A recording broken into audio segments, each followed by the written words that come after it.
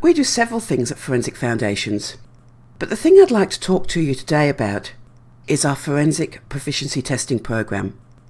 And we believe that this is unique in that it tests the end-to-end forensic process, not just the analytical phase.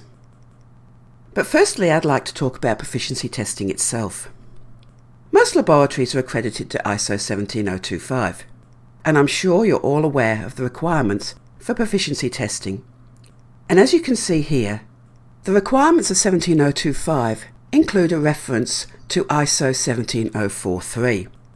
17043 is the standard required for proficiency test providers. As Forensic Foundations is an Australian company, I've based the design of the Forensic Foundations proficiency tests on Australian requirements. However, I don't believe these requirements are unique to Australia. In Australia, our forensic science laboratories are accredited by a company known as NATA, the National Association of Testing Authorities, and they're quite specific about the requirements of proficiency testing in forensic science. They require that each laboratory undertakes proficiency testing, and that proficiency testing should be handled in the same way as routine casework, and the facility's routine test procedures are to be used. The proficiency test samples are to be representative of items examined in normal forensic casework. If you think of many of the proficiency tests available, many of them don't represent the sort of samples that we get into forensic laboratories. We don't often get nice, clean samples in some of the currently available commercial proficiency tests. Another thing which we've done in Australia is that we have developed a series of Australian forensic standards. These standards for forensic science cover all the stages of crime scene attendance, evidence submission, analysis of evidence, identification, and case resolution. On the left-hand side of this slide, you'll see the Australian standards. The first one, recognition, recording, recovery, transport and storage of material. The second one, analysis and examination of material. The third, interpretation. And the fourth, reporting. These are currently being converted into ISO standards, as you'll see in the second column on this table. ISO has added an extra standard, one for terms and definitions. The Terms and Definitions standard has been published. ISO standards 2 and 3 are almost completed, and we hope to have them published by the end of this year. Standards 4 and 5 are still under development. These standards look at the whole process, from the beginning of the forensic process to the end of the forensic process. Crime scene, all the way to courtroom.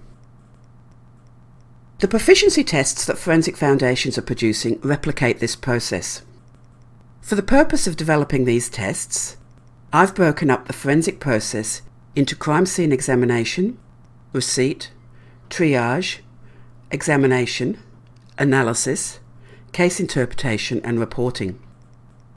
So what you get when you sign up for Forensic Foundations proficiency test is samples that represent the sort of items you receive in real cases. It could be clothing. It could be bits of broken glass.